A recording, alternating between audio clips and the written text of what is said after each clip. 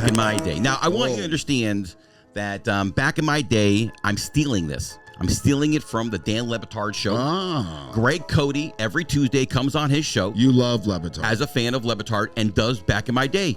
And he stopped doing it. It's kind of like a bit of theirs. Hey, Greg, you got to have the back in my day? Nope. I didn't know he doesn't do it. He doesn't do it anymore. Now he left. He wrote a book, all his back in my day. So this is my my attempt at back in my day. And LeBatard, if he's not going to do it, and we'll do it for you. Have us on. We'll do the back in my day every Tuesday. We'll record it to you live here in Boca Raton. I know you guys are down in Miami. We'd love to do it live.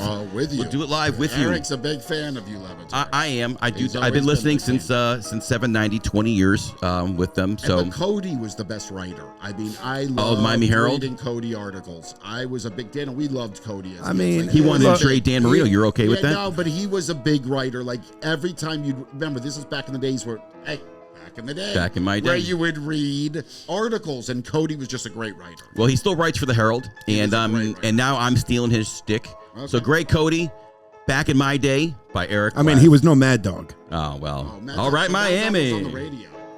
Mad Dog on the radio. Turn up the volume a little bit here.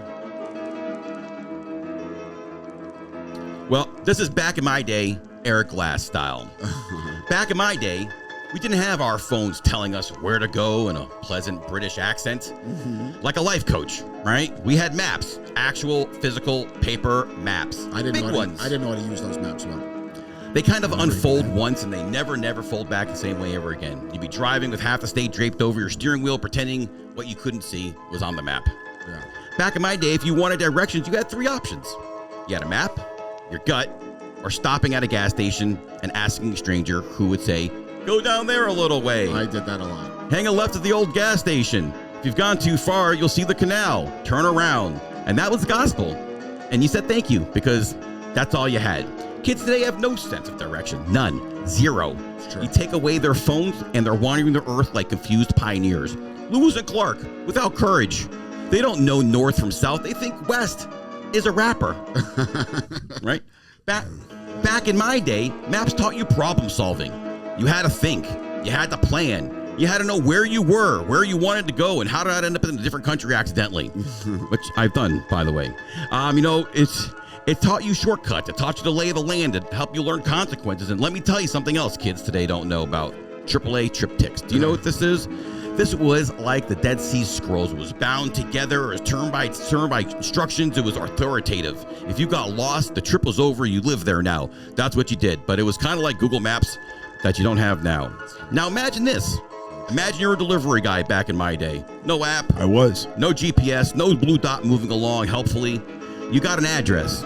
This is just an address. And then you walked over to a greasy stained map on the wall and you tried to solve it. You had to find the street, the cross street, figure out the best route, and hopefully the numbers made sense. The neighborhood wasn't that confusing, and it never was. So true. Right? Now the app knows your address, your location, your blood type. It knows the late driver. It knows what store it's coming from. It knows everything, right? Yeah. And before you even know about it. Back in my day, maps were how you learned the lay of the land. It made you smarter, right? It made you resourceful. It gave you a sense of direction, literally and figuratively. Yeah. You couldn't blame technology. There was no recalculating. You missed a turn. This was on you, pal. It's character building stuff. Now kids follow their phone, and if their phone ever stopped working, they're completely lost, standing on the street corner Googling, how do I get home? So true. So back in my day, we had maps, we had instincts, we had problem-solving skills, and we knew where we were going, or at least we pretended we did. And frankly, we were better for it. Now get off my lawn, I'm trying to fold up this map.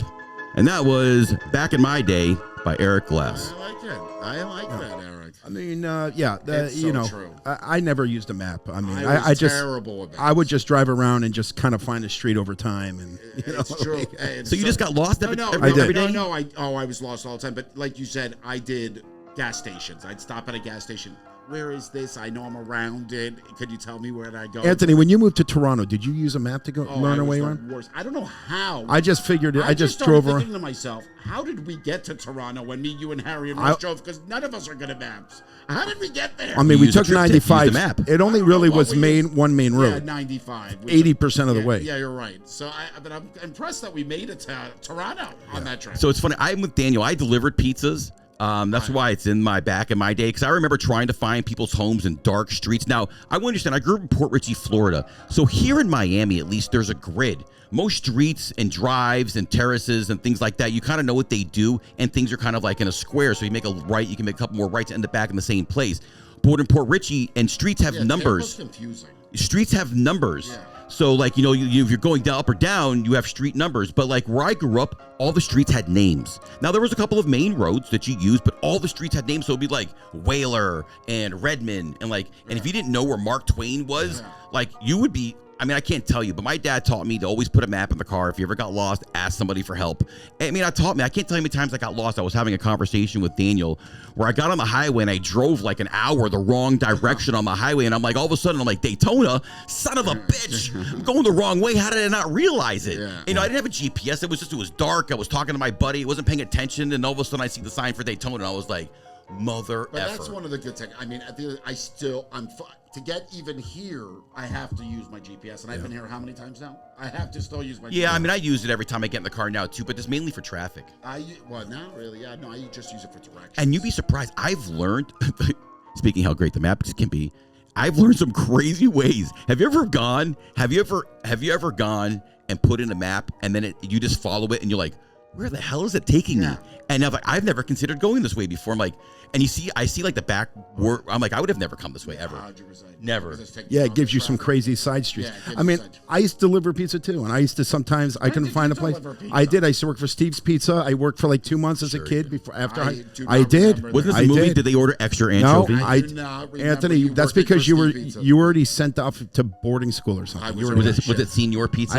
I was making $6 an hour plus tips, and I got so lost that I would sometimes my Dodge Aries K car. You had a K car? I would eat the What pizza. a shitty car. Holy crap, that's the shittiest I had a really shitty cars shitty to ever have. I used to egg his car. I would take it too. But anyways, I used to eat the pizza. I used to get so lost. I said, "Fuck it, I'm having a slice," and I got fired. And then I got fired again because I used to bring my friend to help me find the direct. I didn't know where I was going, and I'd pick him up, and he'd help me find it. He's so the type that would bring a friend on that sort of gig with him. And the guy, and the one of the yes. And then when somebody complained and they said, listen, they called Steve's Pizza and said, you have another guy in the car and he looks like he was eating the pizza. And I got fired. That was the last time I ever I never knew you were. Yeah, definitely get fired. Steve's Pizza. Pizza's still around today. That's some good pizza. They love that. That is, by the way, Dave Portnoy, if you haven't done Steve's Pizzas, you need to. It's an institution here. You like old school pizza places? Yeah. That's an old school pizza place. His son, you remember his son's hand was cut off. Who? Making pizza? Steve's Pizza, his kid's hand was actually cut off. So are you saying he wasn't very handy? He never had a hand in helping his father. What happened? I don't know. I just remember his son's hand was... The whole hand? The whole hand. Even when I was there, his son's hand was, I guess, in an accident. Jeez, way to take it to a dark place, Daniel.